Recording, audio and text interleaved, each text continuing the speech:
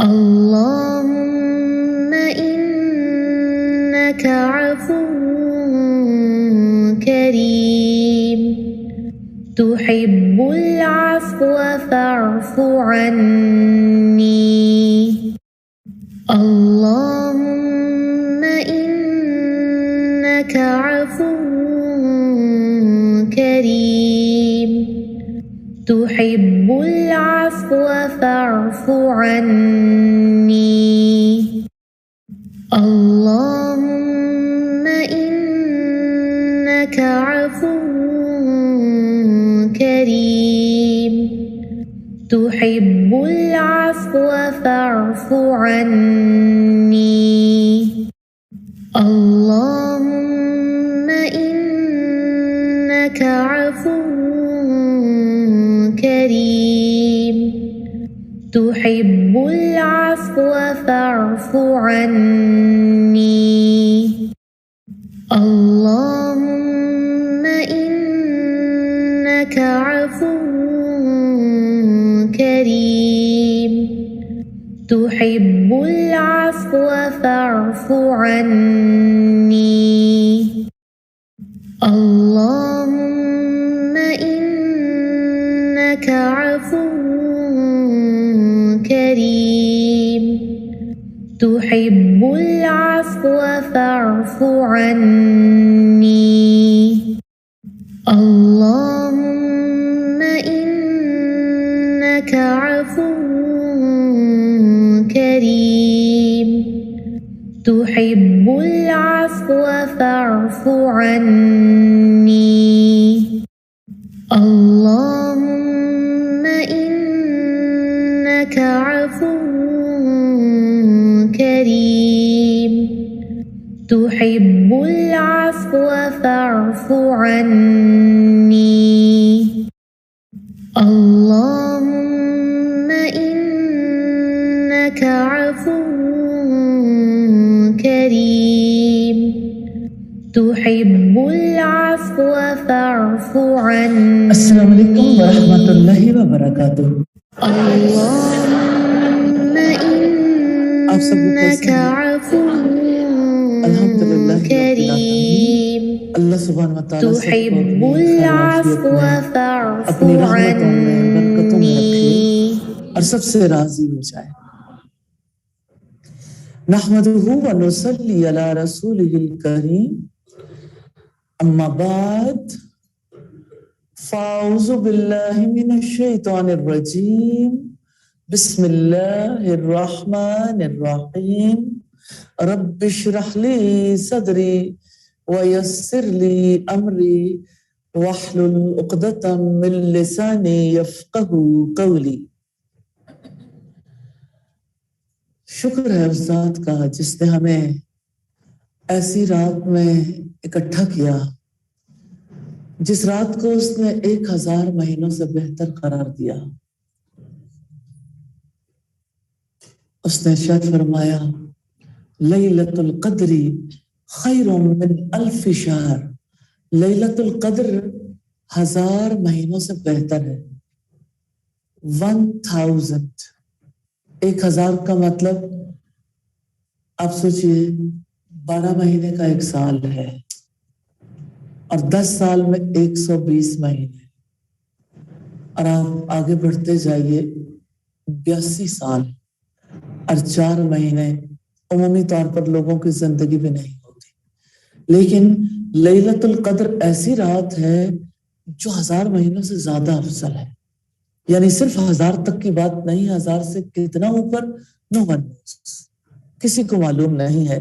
اللہ تعالیٰ کا شکر ہے کہ اس نے ہمیں نزول قرآن کے مہینے میں اکٹھا کیا اور اس رات میں ہمیں مل بیٹھنے کا موقع عنایت کیا. اور اس پر اللہ تعالیٰ کا شکر واجب ہے. یا اللہ تیرا اتنا شکر جتنے ہواؤں کے ذرے ہیں. یا اللہ تیرا اتنا شکر ہے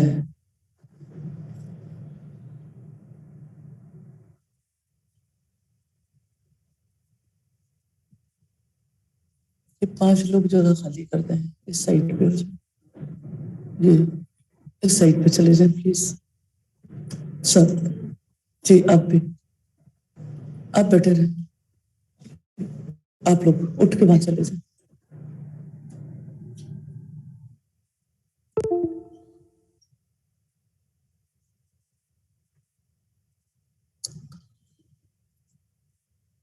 अल्लाह सुब्हान व तआला का इतना शुक्र है जितने बादलों में कतरे हैं, समंदर में जितना पानी है, पानियों का सबसे छोटा यूनिट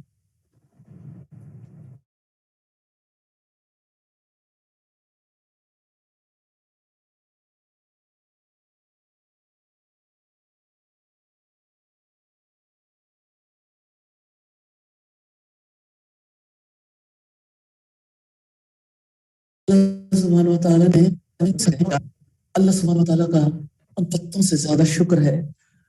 शुक्र उस जात का जिसने हमें अपनी किताब का ऐसा तारुफ दिया, उसे पढ़ने का मौका दिया, उसकी तिलावत का मौका दिया। हमने अपनी जिंदगी में ऐसे पहचान लिया कि आज की दुनिया में ऐसे लोग नहीं हैं जो इस किताब को नहीं पहचानते। उन्हें पता नहीं कि अल्लाह सुब्हानहू व तआला का कलाम है और अल्लाह ताला ने हमें इसकी पहचान दे दी है और हम जानते हैं कि ये उसका कलाम है। शुक्र है उस जात का, इतना शुक्र जितने बारिश के कतरे हैं, और शुक्र है उस जात का कि जिसने हमें ऐसी खैर व बरकत वाली रात नसीब की है। आज की रात लैलतुल कद्र की रातों में से एक रात है और लैलतुल कद्र वो रात है जिसमें कुरान नाजिल किया गया। क्या आप जानते हैं, हम जो भी शुक्र अदा करते हैं वो अल्लाह सुब्हान व तआला के कलाम की वजह से, अल्लाह ताला की जात की वजह से। यकीनन उसका कलाम हर कलाम से अफजल और उसका कलाम हमारी जिंदगी के बारे में हमारी रहनुमाई लिए हुए है। और लैलतुल कद्र बरकतों से भरी हुई रात है। इस रात की एक घड़ी बरसों से नहीं, सदियों से ज्यादा कीमती है। कोई इमेजिन कर सकता है किसी की उम्र सदियों जैसी हो? तो हज़रत नूह अलैहिस्सलाम की उम्र ऐसी थी जो 950 साल लोगों को दावत देते रहे और यकीनन उनकी उम्र इससे ज्यादा थी। तो अल्लाह सुब्हानहू व तआला ने ऐसी रात नसीब की जबकि उम्रें हमारी कम है और उसमें हमें मौका दिया कि हम उस रब की बातें करें। यकीनन ये कुरान शबान के महीने में नाजिल नहीं हुआ और शबान के निस्फ रात जब आती है, जिसको आप शब बारात कहते हैं, जिसको आप तकदीरी फैसलों की रात कहते हैं, कुरान उसकी नफी करता है। कुरान हमें ये बताता है कि ये वो रात है जिसमें फरिश्ते और रूह अल्लाह का हुक्म लेके नाजिल होते हैं और इसमें हर हकीमाना फैसला किया जाता है। तो अल्लाह सुब्हानहू व तआला ने मौका दिया है इस रात की इबादत का सवाब और इस रात में अल्लाह के कलाम को पढ़ने का, तिलावत करने का, क़यामुल लैल करने का, सुनने का सवाब है। पहले लोगों की उम्रें ज्यादा होती थी।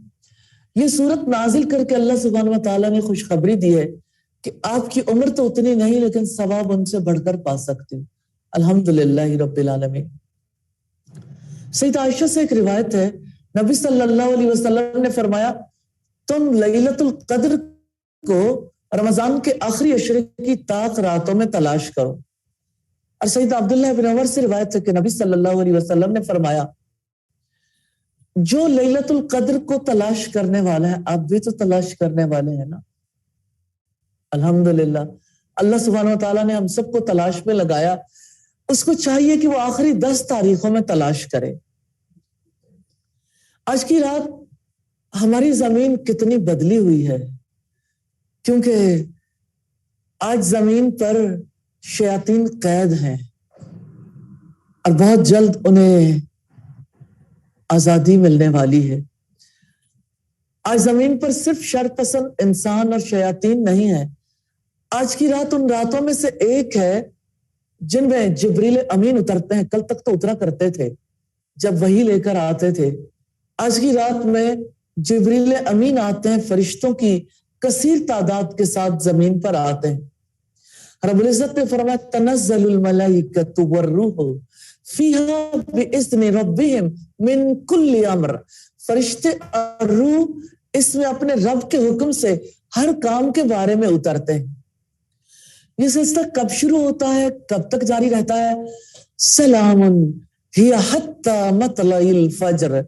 वो रात फजर के तुलू होने तक सलामती ही सलामती है, यानी मगरिब के साथ इसका सिलसिला शुरू होता है और फजर तक ये सिलसिला जारी रहता है। यानी पूरी की पूरी रात वैल्यूएबल है, बरकत वाली है, रहमतों के नुज़ूल की रात है। और उतरने वाले फरिश्ते किस तरह से उतरते हैं, अल्लाह अकबर। आप इमेजिन नहीं करेंगे तो आपके रोंगटे खड़े नहीं होंगे, आप इमेजिन नहीं करेंगे तो आपको इसका अंदाजा नहीं होगा। आप सल्लल्लाहु अलैहि वसल्लम ने फरमाया इस रात को कंकरियों से ज्यादा फरिश्ते जमीन पर नाजिल होते हैं। क्या आप किसी पहाड़ी इलाके में गए हैं और आपने वहां की कंकरियों को जांचने की कोशिश की, उनकी तादाद कितनी है? क्या किसी समंदर किनारे रेत को कभी देखा है? रेत के कितने जर्रात हैं, जितने रेत के जर्रे, जितने कंकर है जमीन पर, उससे ज्यादा बड़ी तादाद में फरिश्ते जमीन पर नाजिल होते हैं। इस रात में बरकतों और रहमतों का नुज़ूल होता है। अल्लाह अज़्ज़ा व जल्ला इस रात में बड़ी तादाद में इंसानों को जहन्नम की आग से आजाद करते हैं।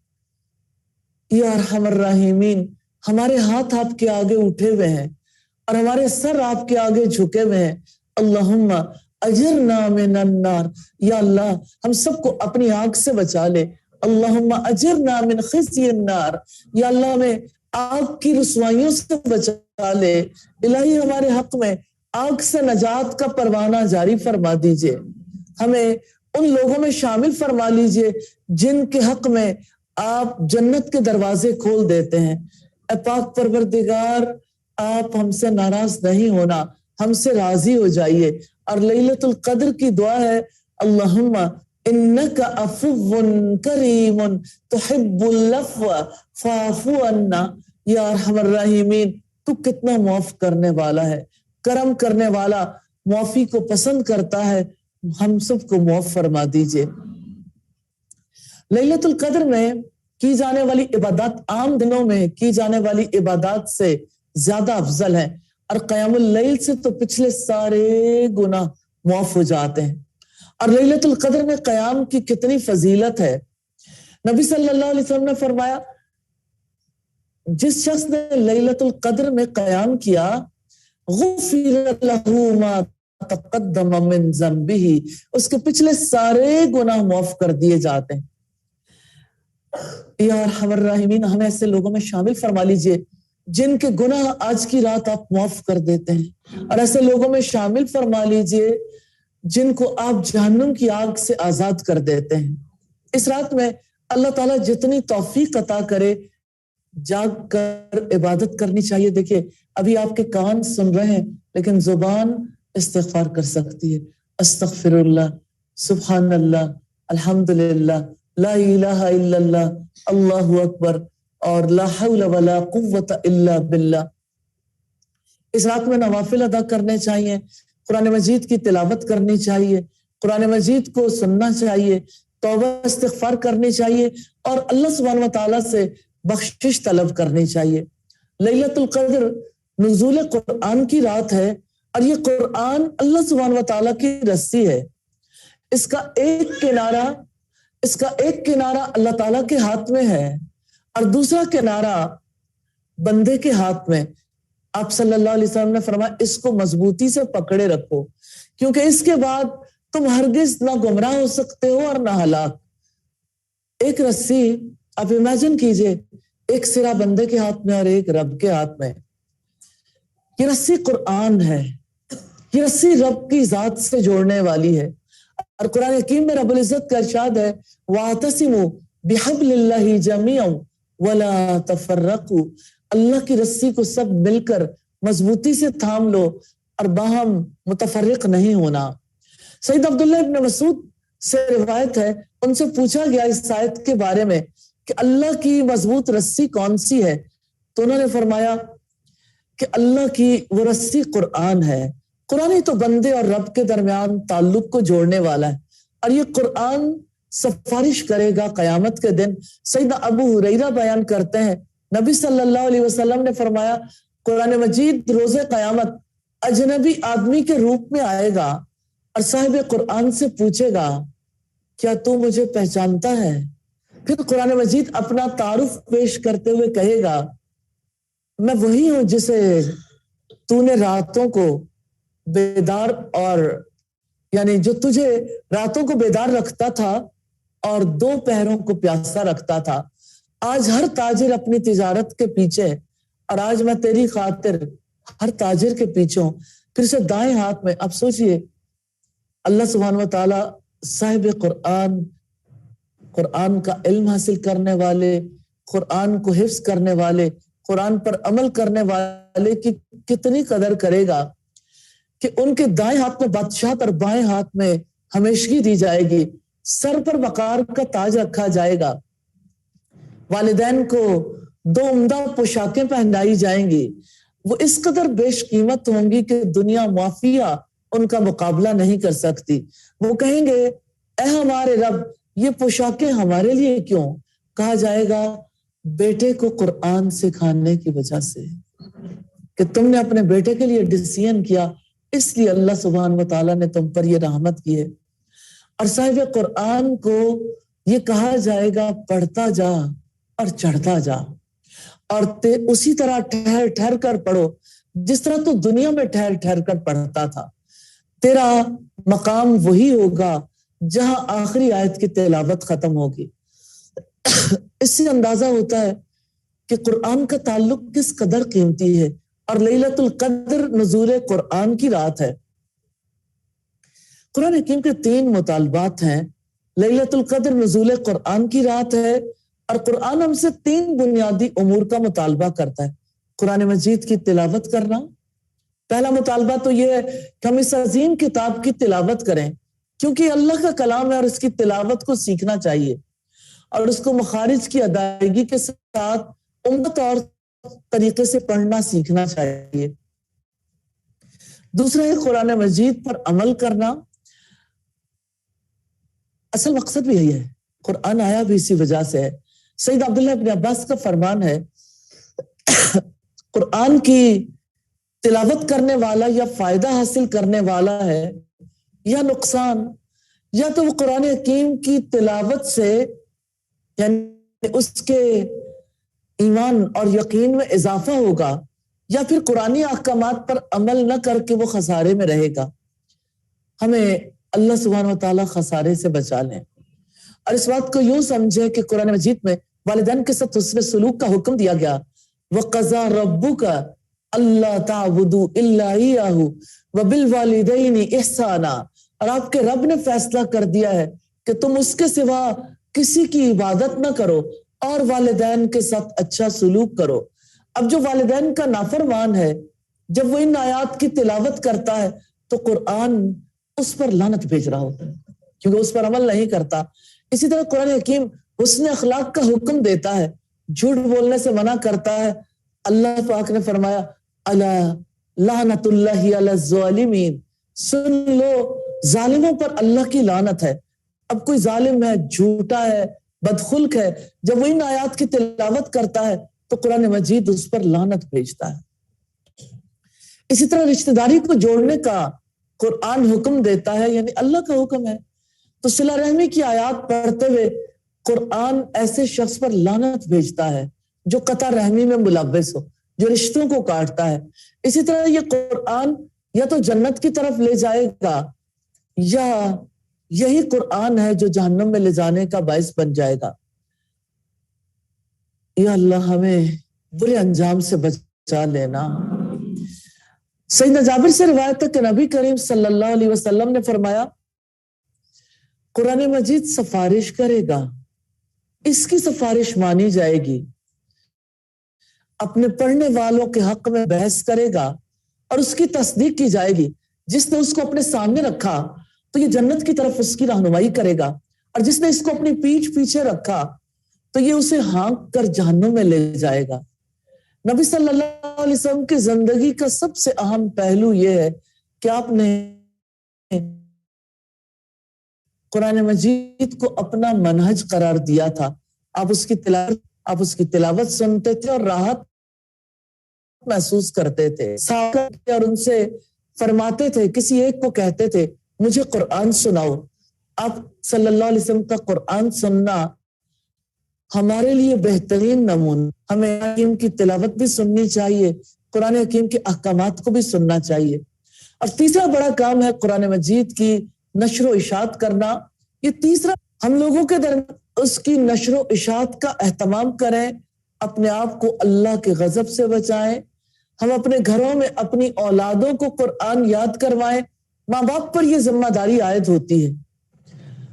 आखिर मैं अपने घर वालों को आग से नहीं बचाऊंगी, तो ये बताएं कि उन्हें और कौन बचाएगा?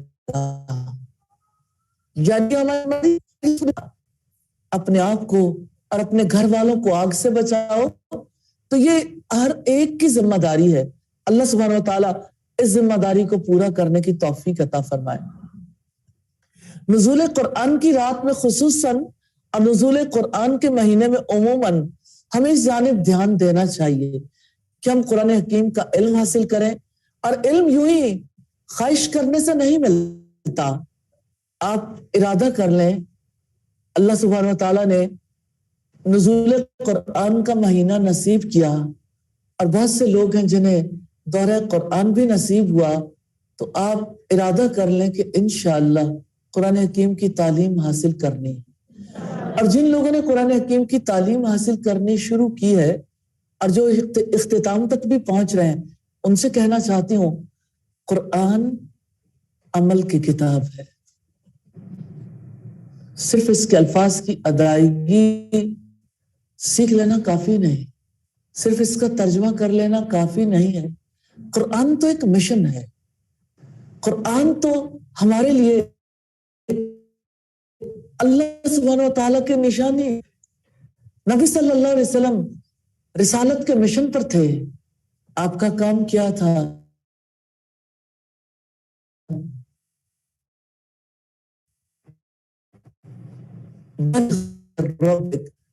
तो उस चीज को जो आपकी तरफ से नाजिल की। और हदीस भी वही है। अल्लाह सुब्हानहू व तआला सूरह नजम में फरमाते हैं, वमा यंतिकु अनिल हवा इन हुवा इल्ला वह्युन यूहा।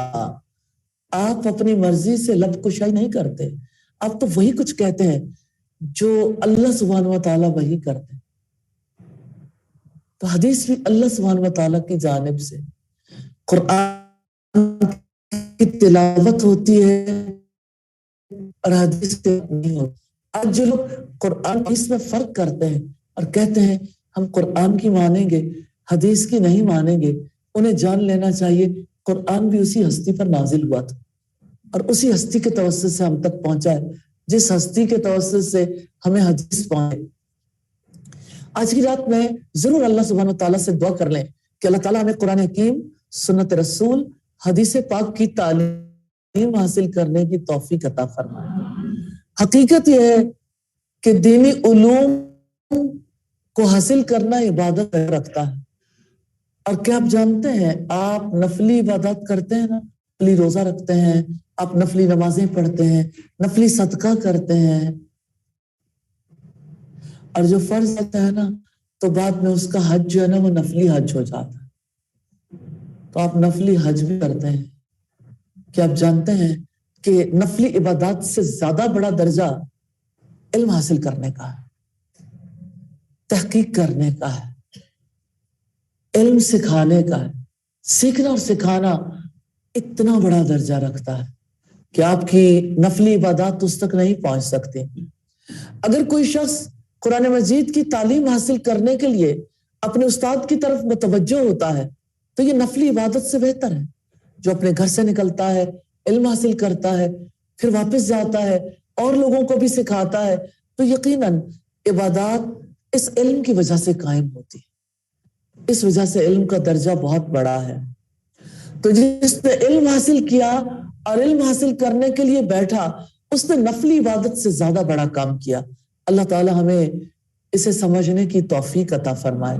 اللہ تعالیٰ سے دعا کرنی چاہیے جو دعا رب العزت نے نبی صلی اللہ علیہ وسلم کو سکھائی اور جو نبی پاک نے ہمیں سکھائی. وَقُلْ رَبِّ زِدْنِي عِلْمًا، اور آپ کہہ دیں اے میرے رب میرے علم میں اضافہ فرما. ایک چیز اپنے ذہن میں رکھیے گا، یہ سچ ہے، آپ کی زندگی کا کوئی ایسا دن گزرے جس دن آپ کے علم میں اضافہ نہیں ہوتا، آپ نے کچھ سیکھا نہیں ہے، آپ کا وہ دن رائے گاں چلا گیا، ضائع ہو گیا، آپ کے ہاتھ سے نکل گیا، آپ نے اللہ سبحانہ و تعالیٰ کے دیے ہوئے وقت کو ویسٹ کر دیا. اور ایک خیال جو نارملی قرآن پڑھنے اور پڑھانے والوں کے ذہن ہے کہ ہم نے تو کورس کیا ہے، ہم نے قرآن پڑھا ہوا ہے. دیکھیں آپ نے جب اس دنیا میں آنکھ کھولی تھی نا، اس دن آپ ایک دن کے بھی نہیں تھے. آج آپ کی عمر کیا ہے بھائی؟ جب آپ پیدا ہو گئے آپ کو وقت ملا تو مزید وقت کی کیوں ضرورت تھی؟ تاکہ آپ میچور ہو جائیں، بڑے ہو جائیں. تو اللہ سبحانہ تعالیٰ نے توفیق دی ہے، آپ رحمت کی ہے، تو اس کی رحمتوں کے مزید حصول کے لیے دعائیں کر لیجئے. کبھی اپنے آپ کو کامل نہ سمجھیں. جس نے اپنے آپ کو کامل سمجھا وہ ناقص ہو جاتا ہے، کیونکہ وہ اتنی بلندی پہ نہیں رہتا. واپسی کا سفر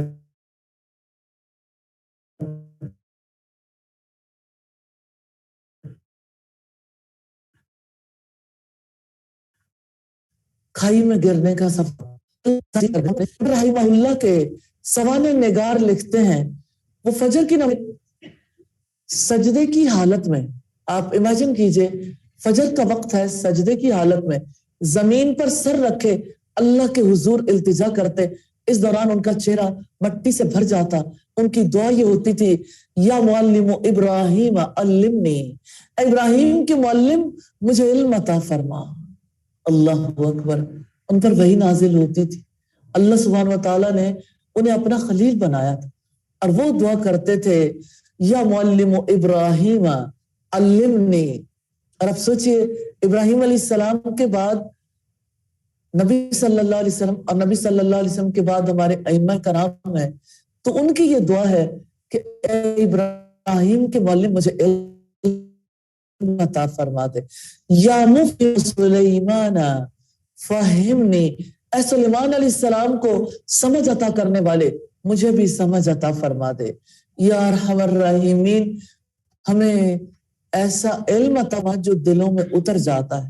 ہمیں گناہوں سے بچائے رکھنا، کیونکہ گناہوں سے دل زنگ آلود ہو جاتے ہیں. اے پاک پروردگار ہمیں اپنا ایسا خوف نصیب کر دے جو ہمارے اور ہمارے گناہوں کے درمیان مشرق اور مغرب کا بورڈ پیدا کر دے. حقیقت یہ ہے کہ اللہ سبحانہ و تعالیٰ کے ڈر کی وجہ سے ہی ہدایت نصیب ہوتی ہے. اللہ سبحانہ و تعالیٰ اپنی ذات سے خوف دلاتے ہیں وَيُحَذِّرُكُمُ اللَّهُ نَفْسَهُ، کہ وہ تمہیں اپنی جان سے ڈراتا ہے، اور جو اللہ سے ڈرتا ہے اللہ تعالیٰ اسے علم عطا کرتا ہے. اب دیکھیں آپ قرآن کھولتے ہیں، سورہ فاتحہ کے بعد پہلی سورت ہے سورہ البقرہ، جس میں آپ پڑھتے ہیں ذَلِكَ الْكِتَابُ لَا رَيْبَ فِيهِ، یہ کتاب ہے جس میں کوئی شک نہیں. ہدی للمتقین، ہدایت ہے متقیوں کے لیے، اللہ سبحانہ و تعالیٰ سے ڈرنے والوں کے لیے. تو ہمیں تقوی اختیار کرنے اور استغفار کرنے کی اللہ سبحانہ و تعالیٰ توفیق عطا فرما دیں، اور ہمیں علم حاصل کرنے کے لیے محنت کرنے کی توفیق عطا فرما دیں. یا ارحم الراحمین، ہم سب کو گناہ چھوڑنے کی توفیق عطا فرما دے. یا اللہ ناراضگی اور خوشی کی حالت میں ہمیں حق بات کہنے کی توفیق عطا فرما دے، اور ہمیں یا ارحم الراحمین یا ذل جلال والاکرام ہمیں جنت کے باغیچوں سے کھلانا، حوض سے پانی پلانا، ہمارے روزے اور ہمارے قیام کو قبول فرما لینا، ہمیں اپنے مقبول بندوں میں شامل فرما لینا. اب سوچئے جس سے ہم دعا کر رہے ہیں وہ کتنی قدرت والا ہے. میں اس کی قدرت کی ایک مثال دینا چاہتی ہوں.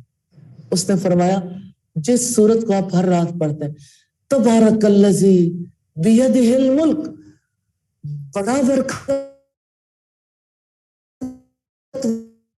والا ہے وہ جس کی بادشاہت، وَهُوَ عَلَى كُلِّ شَيْءٍ قَدِيرٌ، اور وہ ہر چیز پر پوری قدرت، پورا اختیار رکھنے والا ہے۔ یا اللہ تو قادر ہے، ہمارا رخ اپنی طرف پھیر لے۔ الہی ہمارے والدین کا، ہماری اولادوں کا، ہمارے رشتہ داروں کا، الہی تو ہمیں توفیق دے کہ ہم اس قرآن کو اپنا رہنما بنا لے۔ یا اللہ پوری امت کو توفیق دینا، اور یا اللہ دنیا کے انسانوں کو توفیق دینا، آمین ثم آمین۔ اور بہت ہی پیاری دعا ہے قرآن مجید کو دل کی بہار، سینے کا نور اور غموں کا مداوا بنانے کی دعا ہے۔ اللہم انی عبدک، آپ دعا دہرا لیں ساتھ ساتھ، اللہم انی عبدک عبدک ابن عبدک ناصیتی بیدک ماضٍ فی حکمک عدل فی قضاؤک اسألک بکل اسم هو لک سمیت به نفسک او علمته احدا من خلقک او انزلته فی کتابک او استأثرت به فی علم الغیب عندک ان تجعل القرآن ربیع قلبی ونور صدری وجلاء حزنی وذهاب ہمی۔ یا اللہ میں تیرا بندہ ہوں، تیرے غلام کا بیٹا اور تیری باندی کا بیٹا ہوں، میری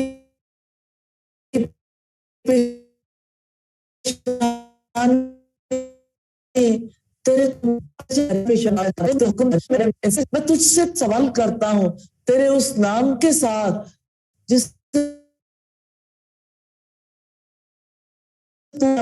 یعنی مخلوق سے کسی کو سکھایا،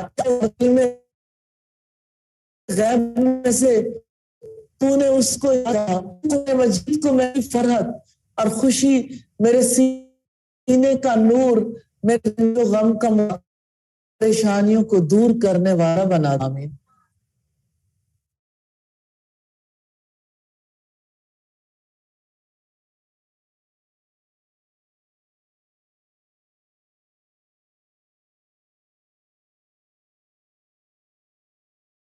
قدر نہیں ہوتی، تو جب آپ حکم دینے والے کو پہچان جائیں تو حکم ماننا آسان ہو جاتا ہے۔ اس لیے اللہ سبحانہ و تعالیٰ کو پہچاننا ہے، اس کی صفات سے، اس کے افعال سے، اور اللہ تعالیٰ کی محبت کے اسباب میں سے بڑا سبب ہے اللہ تعالیٰ کی پہچان، اس کے اسماء و صفات کی معرفت۔ حقیقت یہ کہ اکثر لوگ اپنے پیدا کرنے والے کو ہی نہیں پہچانتے۔ جو یہ چاہتا ہے کہ اللہ سے محبت کرے، اس کو جان لینا چاہیے کہ اگر آپ اللہ تعالیٰ کو پہچان لیں گے تو آپ اس سے محبت کر سکیں گے۔ کتنا زیادہ اس علم کی ضرورت ہے، اور کس قدر تباہی ہے، بربادی ہے، ہلاکت ہے۔ ہمارے نظام تعلیم میں اس کا کوئی شعر ہی نہیں، کوئی حصہ ہی نہیں ہے۔ اور دنیا میں اسماء صفات پر بیچلرز ڈگری ہوتی ہے، ماسٹرز ڈگریاں ہیں، ایم فل اور پی ایچ ڈی ڈگریاں ہیں عقیدے پر۔ ہمارے یہاں ایسا کیوں ہے؟ کون ہے جو ٹرانسجینڈرز کے بارے میں کورس بدل کر رکھ دیتا ہے، کمپیریٹیو ریلیجن کو کورس میں شامل کروا دیتا ہے، جو سر سید کے اخلاق پڑھانا چاہتا ہے اور اپنے رب کے بارے میں ایک بات بتانا نہیں چاہتا؟ ہماری نسلیں محروم ہیں۔ آج کی اس رات میں ضرور دعا کر لیں کہ یا اللہ ہمارے حکمرانوں کو توفیق دے کہ وہ اسماء و صفات کا علم ہمارے کورس میں شامل کریں، اور ہمارے حکمرانوں کو توفیق دے کہ وہ ان فتنوں سے، جو فتنے لوط علیہ السلام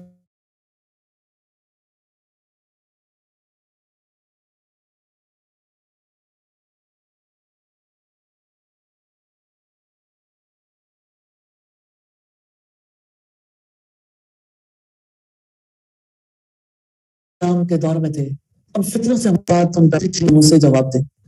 اس نے سب سے پہلا سوال حضرت عائشہ اور رسول اللہ کی ایج ڈفرنس کے حوالے سے کیا، تو میں نے اس سے پوچھا آپ کہاں پڑھتے ہو، کیونکہ یہ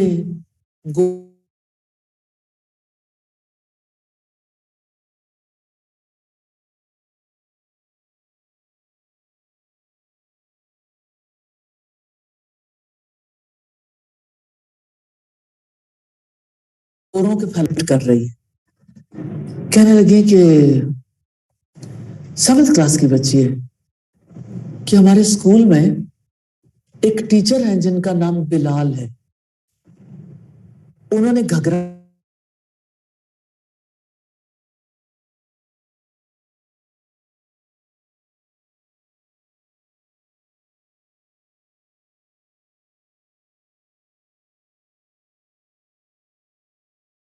پہن لیا اور تو ہے، اور ہمارے سبحانہ تعالیٰ نے قوم لوط کو اللہ تعالیٰ نے جڑ سے اکھڑوا کے اتنا اونچا پہنچایا تھا کہ ان کے کتوں کے بھونکنے کی آوازیں آسمان والوں نے سنی،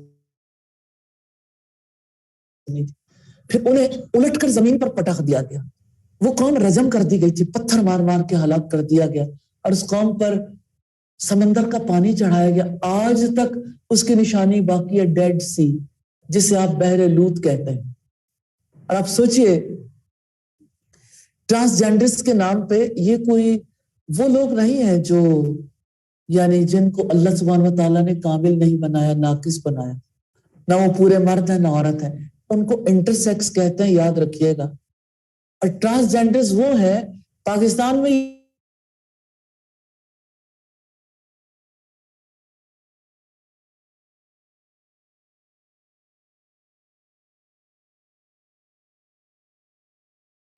بہت مدت پہلے 35,000 سے کین یو امیجن، اس بچی نے مجھے بتایا کہ ہماری ٹیچر اتنی خفا ہوئی کہ آپ فیمنزم کو کیوں نہیں سمجھتی ہو، ہر ایک کا رائٹ ہے وہ جو بننا چاہے، کیا کسی اسکول کا یہ رائٹ ہونا چاہیے کہ ایک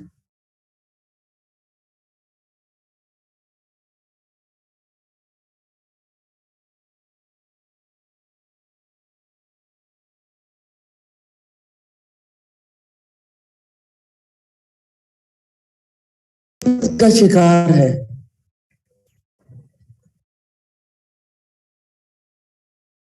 جب کسی کو دماغی مرض ہوتا ہے میں داخل کرائے یا اسے بچوں کے اسکولوں میں بھیج دیتے ہیں کہ جاؤ ہماری نسلیں برباد کرو۔ آپ امیجن کریں کون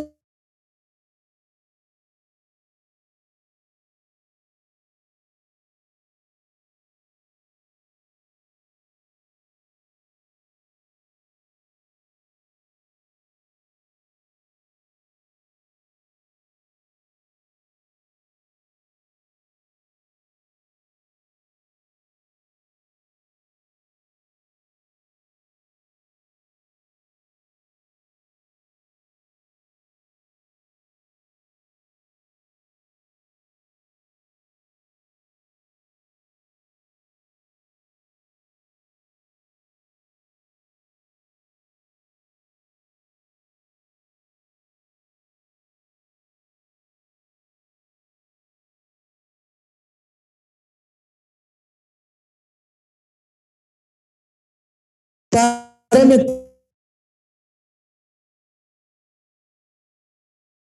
کچھ نہیں کہیں گے تو اللہ کا غضب کر جاتا ہے، تو اللہ سبحانہ جواب آتا ہے اس کو بھی ساتھ عذاب میں مبتلا کر دیتے ہیں۔ آپ سوچئے کہ پاکستان گورنمنٹ نے اس کا بل پاس کر دیا، یہاں ایسا ہو سکتا ہے؟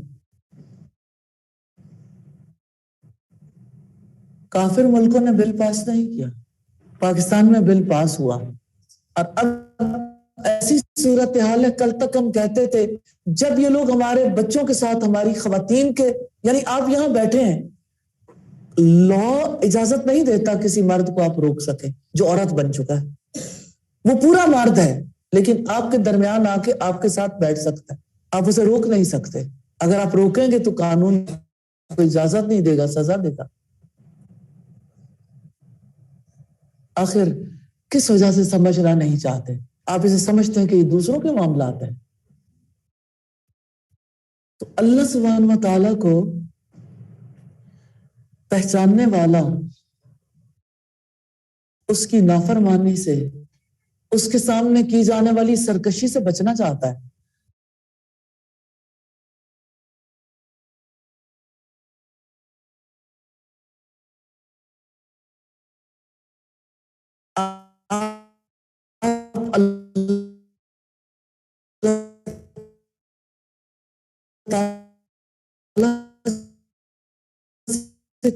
کیسے محبت کریں,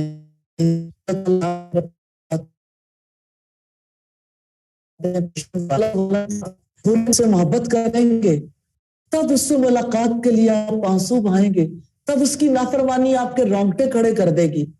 آپ اگر اللہ تعالیٰ سے محبت کریں گے تو جب لوگ موت سے خوف کھائیں گے اس وقت آپ رب کی ملاقات کے لیے بے چین ہو جائیں گے. اللہ تعالیٰ کی محبت پانا چاہتے ہیں تو سچی معرفت حاصل کرنی ضروری ہے. سچی پہچان مل گئی تو زندگی کے ہر موڑ پر اللہ سبحانہ و تعالیٰ کے احکامات کا علم حاصل کرنا, اس کی نافرمانی کے کاموں سے بچنا, اس کی عبادت کرنا, اس کا ذکر, اس کے قرآن کی تلاوت کرنا, صدقہ کرنا, کوئی کام بھی کرنا مشکل نہیں لگے گا. اور اللہ تعالیٰ کے اسماء و صفات کا علم ہی سعادت اور بلندیوں کی طرف لے جانے والا ہے. اور یہ اللہ سبحانہ و تعالیٰ کی پہچان ہی تھی جس کی وجہ سے سیدنا موسیٰ علیہ السلام کو سعادت ملی تھی. اور یہی پہچان نہ ہونے کی وجہ سے فرعون کے حصے میں بدبختی آئی تھی. کیا آپ نے کبھی اللہ سبحانہ و تعالیٰ کے ناموں پر غور کیا ہے؟ وہ کمال والے نام بھی ہیں, جلال والے نام بھی ہیں, جمال والے نام بھی ہیں. اسے پہچانیں گے تو پستیوں سے بلندیوں کی طرف چلے جائیں گے. اسے پہچانیں گے تو اس کی محبت حاصل کریں گے. اس کی پہچان ہی سے اس کی رضا حاصل کر سکتے ہیں. یہی پہچان تو ابراہیم علیہ السلام کو حاصل تھی. انہوں نے بے اختیار اعلان کر دیا تھا, ان صلاتی ونسکی ومحیای ومماتی للہ رب العالمین. آپ کہہ دیجئے بے شک میری نماز, میری قربانی, میرا جینا, میرا مرنا سب سب سب اللہ رب العالمین کے لیے, جو جہانوں کا رب ہے. اللہ سبحانہ و تعالیٰ کی پہچان انسان کو کس مقام تک لے جاتی. ایک عام شخص کتنے بلند مرتبے تک پہنچ جاتا ہے. جو اللہ کے اوصاف پر غور کرتا ہے اسے ہی اللہ سبحانہ و تعالیٰ کی محبت کی چاشنی ملتی ہے. جتنی آپ کو اللہ کی پہچان ملے گی اتنا ہی آپ کے اندر اس ذات سے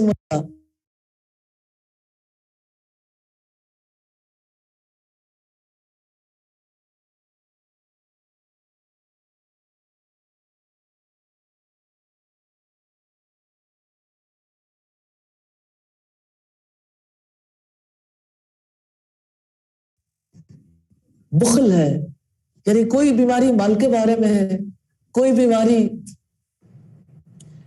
یعنی آپ کے دوسروں سے تعلقات کے حوالے سے ہے, اور خواہشات کی محبت بہت بڑی بیماری, غفلت بہت بڑی بیماری. ہر چیز کا منبع و مرکز ہمارا دل ہے. دنیا کی محبت بہت بڑی بیماری ہے. حب جاں بہت بڑی بیماری ہے.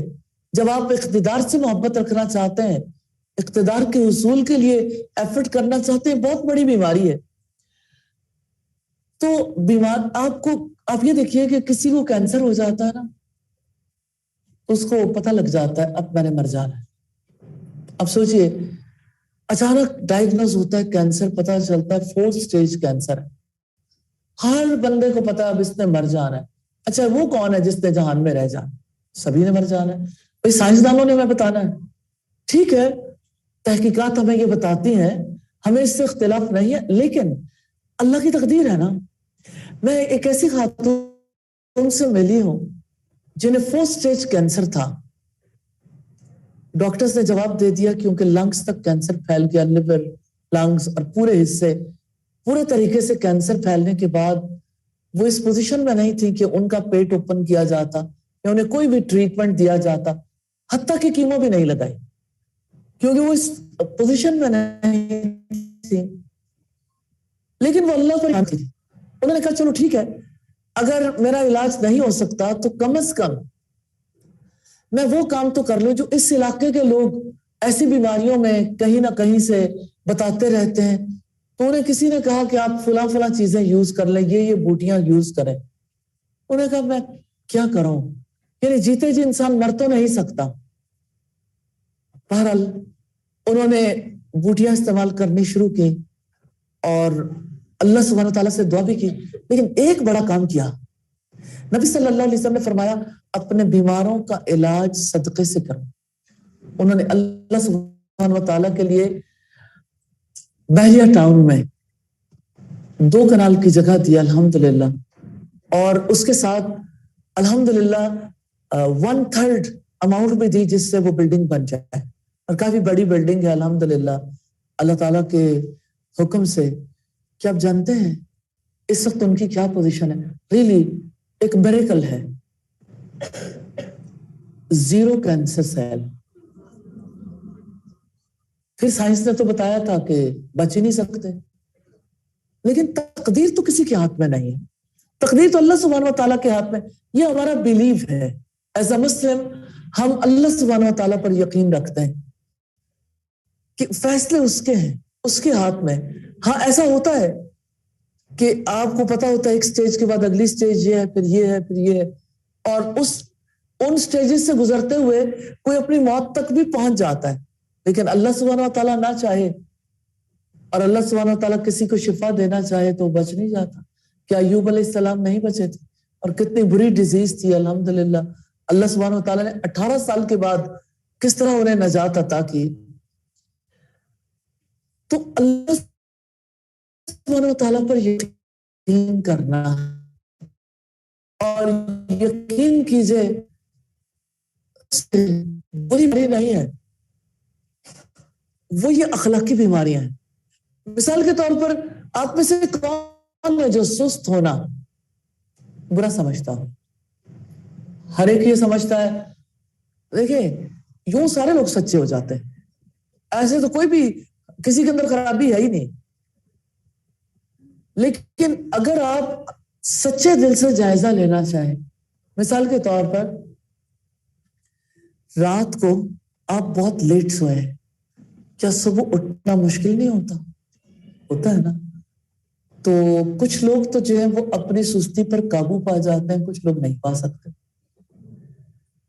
अच्छा, आप ये देखिए कि जैसे गफलत दिल की बीमारी है। आप में से कौन है जो गाफिल होने को बहुत बुरा समझता? क्या पूरी कौम गाफिल नहीं है? मुझे ये बताइए कि जहां किसी की नस्ल पूरी की पूरी नस्ल की बेखुनी हो रही, जहां बच्चे जो है वो फेले कौमे लूत के लिए तैयार किए जा रहे हैं, वहां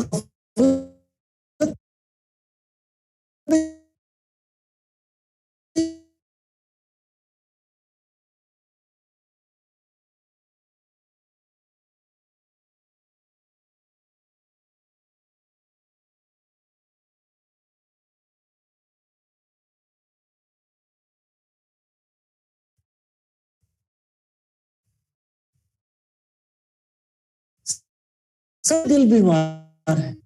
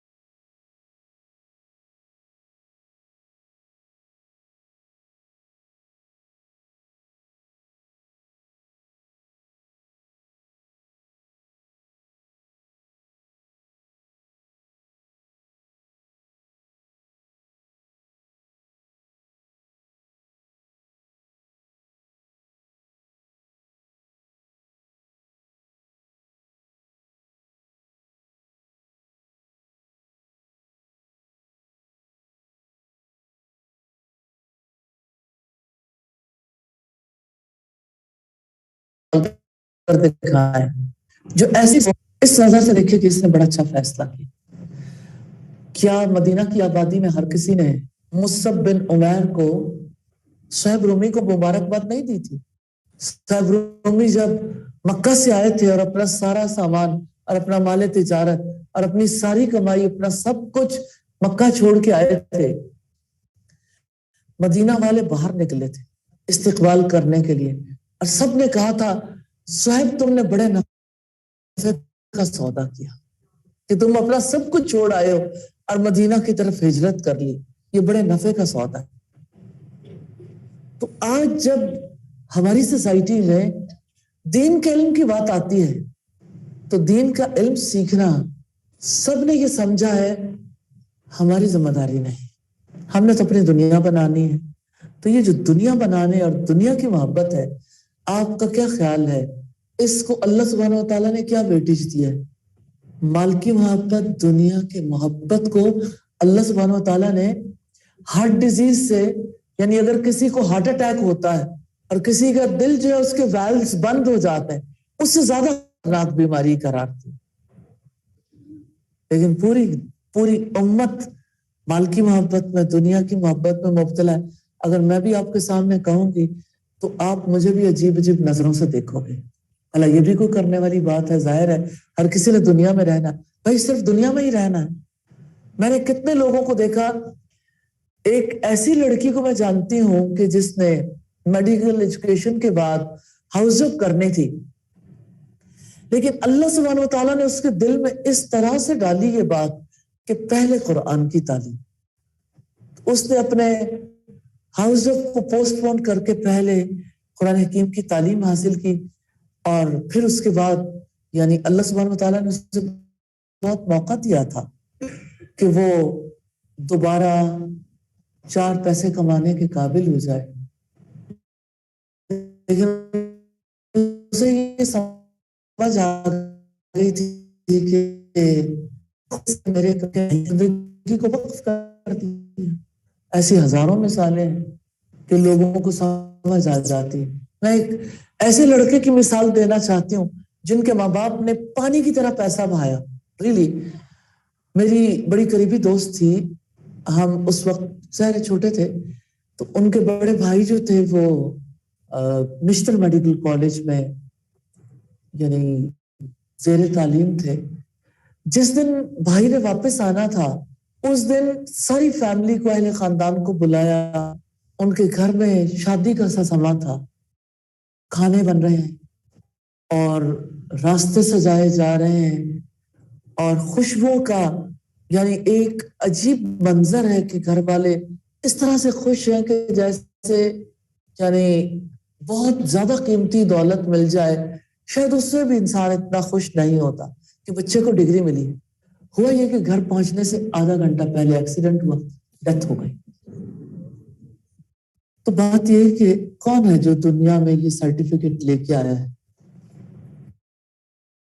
कि अब जीना है और मुसलसल जीना। और ये माँ बाप है, सबसे पहले माँ बाप है जो अपने बच्चों को अल्लाह की किताब का इल्म हासिल करने से रोकते हैं। बच्चे अगर पढ़ना चाहें तो माँ बाप उनका साथ नहीं देते, उनके बारे में बुरा बुरा सोचते रहते हैं, उनको अपने दूसरे बच्चों के मुताबिक वेटेज भी नहीं देते। ये हमारा बच्चा है जिसने ये तालीम हासिल की और शादी के बाद ये बच्ची ऐसी है जिसने अपने बच्चों को संभाला, शौहर अच्छी जॉब पे है, बाकी सारा सिस्टम अच्छा चल रहा है। और ये हमारी बेटी है जिसने हाई डिग्री तो हासिल की लेकिन उसके बाद दीन का काम किया। इससे सारे अहले खानदान नाराज, उसे दूसरे दर्जे का भी नहीं तीसरे दर्जे का शहरी समझते। उसके बारे में ये सोचते हैं कि इसे क्या पता, इसे तो दुनिया के किसी काम से कोई गर्ज। अहले खानदान के रवैये बदल जाते हैं। कितना हद ऐसे लोग जो अल्लाह की किताब का इल्म हासिल करते हैं और लोगों की नजरों में उनका कोई मकाम नहीं होता। जानते हैं ऐसा क्यों है? वमा क़दरुल्लाह हक़्क़ क़द्रिही, उन्होंने अल्लाह की कदर ही नहीं पहचानी जैसा कि उसकी कदर करने का हक था। तो आप सोचें, जो अल्लाह सुब्हानहू व तआला की कदर نہیں کرتا کل اللہ سبحانہ و تعالیٰ اس کی قدر کرے گا. لوٹ کر تو جانا ہے. چلیے مجھے بتائیے یہاں بیٹھے ہوئے مجھے کون گارنٹی دے گا کہ اگلے یعنی آج 2023 ہے, یہ بتائیے کہ جب 2123 آئے گا آپ میں سے کون ہوگا؟ کتنے لوگ ہیں جو زندہ ہوں گے؟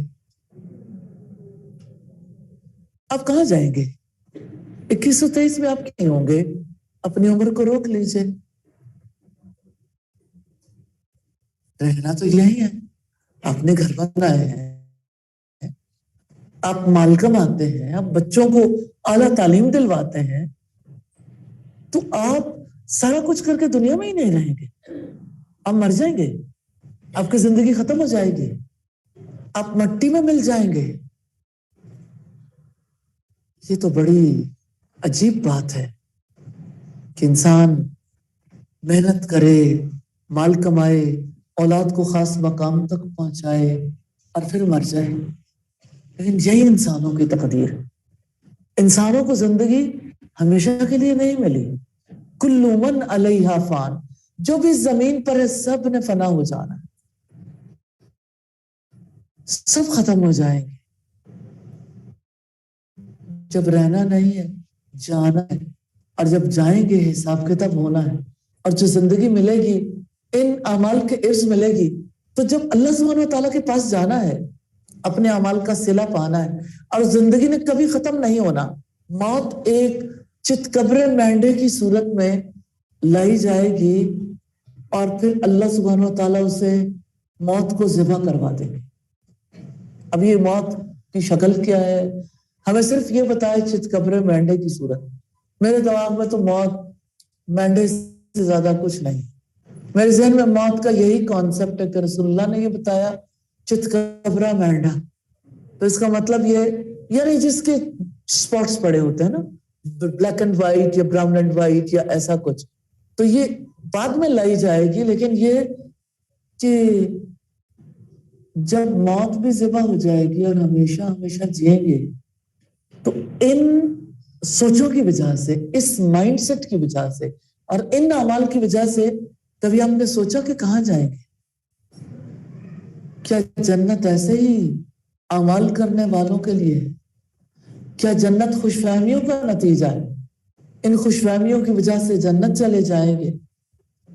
نہیں. جنت جانے کے لیے پہلی چیز جس کی ضرورت ہے وہ اللہ سبحانہ و تعالیٰ کی محبت ہے, محمد صلی اللہ علیہ وسلم کی محبت ہے, اللہ تعالیٰ کے دین کی محبت بھی اور دین کی خاطر کام کرنا بھی.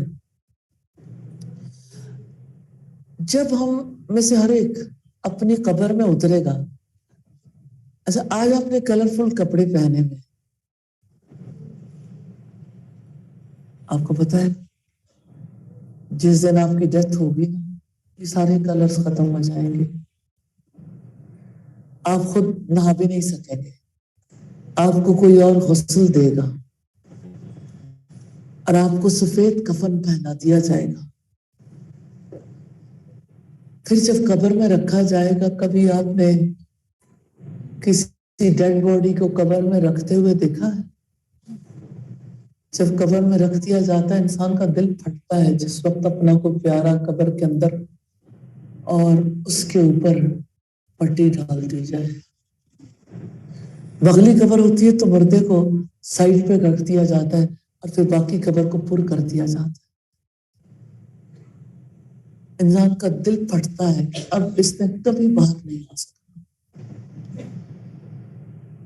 وہ چہرہ مٹ جاتا ہے, آنکھیں مٹ جاتی ہیں, نقوش باقی نہیں رہتے, جسم سے سارا گوشت ختم ہو جاتا ہے, پھر ہڈیاں بھی بھربھری ہو جاتی ہیں, صرف ریڑھ کی ہڈی کے دم کا آخری حصہ باقی رہ جاتا ہے. اللہ سبحانہ و تعالیٰ جب حشر کے میدان میں حاضری کے لیے بلائیں گے تو اسی آخری سرے سے انسان زمین سے ایسے اگیں گے جیسے درخت اگتے ہیں. پھر سب ننگے بدن ننگے پاؤں اللہ سبحانہ و تعالیٰ کی طرف بھاگیں گے. وہ جو کفن تھا نا وہ بھی گیا, وہ بھی اب نہیں ہے. اور کوئی ساز و سامان نہیں. آپ کے گھر میں جتنی چیزیں آپ کی ضرورت کی ہیں سب چیزیں جب زمین پر رہ گئی نا، اور زمین تو ختم ہو گئی اور اللہ سبحانہ و تعالیٰ کے حضور حاضری ہے، حشر کا میدان ہے، اور حشر کے میدان میں سب کے سب بھاگ رہے ہیں. اللہ تعالیٰ کے آگے سب کو جانا ہے، کوئی رکے گا ہی نہیں، کیونکہ یہ نافرمانیاں اور یہ جو مرضی ہے نا، یہ تو دنیا تک ہے. کبھی آپ نے سوچا ہے کہ جب آپ کی نگاہیں اٹھی بھی ہوں گی، سر اٹھائے ہوئے آپ بھاگ رہے ہوں گے، ہم بھاگ رہے ہوں گے، آپ اپنے آپ کو امیجن کر کے دیکھیں، کسی کی کوئی پرواہ نہیں ہوگی، کوئی دیکھے گا بھی نہیں. اس دن مال کس کام آئے گا؟ اللہ سبحانہ و تعالیٰ سورہ الحقہ میں فرماتے ہیں، ایک ایسے شخص کو مثال کے طور پر پیش کرتے ہیں جس نے دنیا میں بڑا مال کمایا. وہ فریادیں کرے گا، ما اغنی عنی مالیہ، میرا مال میرے کسی کام نہیں آیا، ہلک عنی سلطانیہ، میرا سارا اقتدار جاتا رہا، کچھ نہیں بچا. پھر کیا چیز بچے گی؟ والباقیات الصالحات، باقی رہنے والی نیکیاں ہیں. اور آپ یقین کیجئے گا کوئی نیکی انسان اللہ کی دی ہوئی توفیق کے بغیر نہیں کر سکتا. اور یہ نیکی تب ہوتی ہے جب نیکی کا علم ہو، اور جب نیکی کے لیے موٹیویشن ہو. تو آپ کے دل کے اندر نیکی کی محبت کب آتی ہے؟ جب آپ اللہ سبحانہ و تعالیٰ سے محبت کرتے. اگر آپ اللہ سبحانہ و تعالیٰ سے وہ محبت نہیں کرتے تو نیکیاں آپ کو اتنی پسند بھی نہیں آتی، اچھی بھی نہیں لگتی. تو اللہ سبحانہ و تعالیٰ سے محبت کر لیں، اللہ تعالیٰ آپ سے محبت کرے گا. اور اس محبت کے لیے اللہ سبحانہ و تعالیٰ کے ناموں پر غور و فکر کر لیں، اس کی صفات اس کی محبت کا اظہار ہے، خاص رنگ لیے ہوئے ہیں. اللہ تعالیٰ سے دعا ہے ہمیں اپنے اسماء و صفات کا سچا فہم نصیب کرے اور ہمیں اس کے لیے محنت کرنے کی توفیق عطا فرمائے. اللہ تعالیٰ کی محبت ہی ہے جس کو پانے کے لیے ہم ان راتوں میں اللہ تعالیٰ کے ناموں پر غور و فکر کرتے ہیں. اور اللہ سبحانہ و تعالیٰ کے ناموں میں سے ایک بہت پیارا نام، اور یہ اللہ سبحانہ و تعالیٰ کا دیا ہوا موقع ہے کہ آج ہم الشافی پر بات کریں گے کہ اللہ تعالیٰ شفا دینے والا ہے. آپ میں سے کوئی ایسا ہے جس میں سوال کرنا چاہتی ہوں جسے کبھی کوئی درد نہ ہوئی ہو؟ کوئی ایک؟ اس کا مطلب ہے درد ہونا بڑا نیچرل ہے، ہر ایک کسی نہ کسی درد میں مبتلا ہوتا ہے. تو کیا آپ میں سے کوئی ایسا ہے جسے کبھی کوئی بیماری نہ آئی، کوئی بیماری نہیں لگی؟ اس کا مطلب ہے بیمار ہونا بڑا نیچرل ہے. کیا آپ کو یوں لگتا ہے جب کبھی آپ بیمار ہو جاتے ہیں کہ آپ ڈاکٹرز کے پاس جا کے تھک جاتے ہیں؟ کیا آپ کو کسی ایسی چیز کی ضرورت ہے جو آپ کے روح کے غبار اور پریشانیوں کو دور کر دے؟ نبی صلی اللہ علیہ وسلم نے آیا میرے دل پہ غبار آ جاتا، اور یہاں رہنے والے لوگ غبار کو اچھے طریقے سے جانتے ہیں. جب کبھی سردیاں آتی ہیں نا، سردیوں سے پہلے اس علاقے میں ایسے لگتا ہے قیامت کی نشانی پوری ہو جاتی ہے، فضا دھواں ہو جاتی ہے. ریلی ایسے لگتا ہے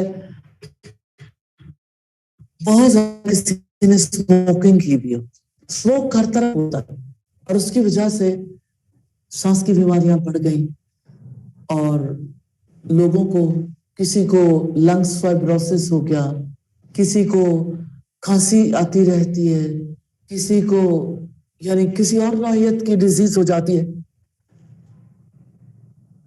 تو آپ یہ دیکھیے کہ اللہ سبحانہ و تعالیٰ نے ہماری روح کے غبار کو دور کرنے کے لیے، پریشانیوں کو دور کرنے کے لیے ہمیں اپنے نام اپنی صفت الشافی کا علم دیا ہے کہ اللہ سبحانہ و تعالی الشافی ہے، وہ الکافی ہے، وہ کافی بھی ہے. تو بہت بڑی دولت ہے اس کا علم.